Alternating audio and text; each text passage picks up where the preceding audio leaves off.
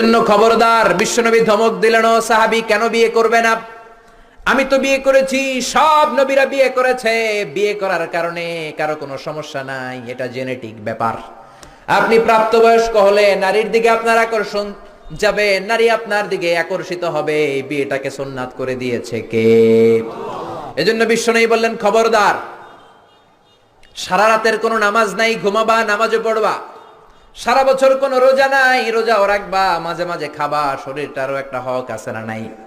আবার বললেন বিয়ে করতে কোনো ঝামেলা নাই, বেশি বেশি বিয়ে করো, তোমারে মুত্তাকি বানিয়ে দিবে কে?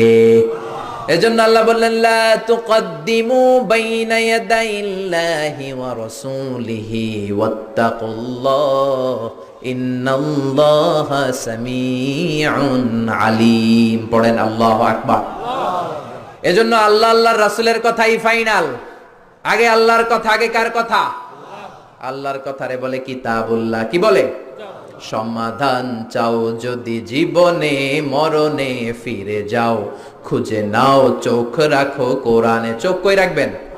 নাকি এটিএন বাংলার পর্দায়, না জি বাংলার পর্দায়? চোখ কোথায় রাখবেন?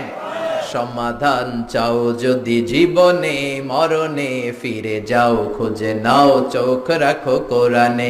If you want a solution this দুনিয়া এন্ড আখিরা, go back, have a look to the holy কোরআনে। সুবহানাল্লাহ।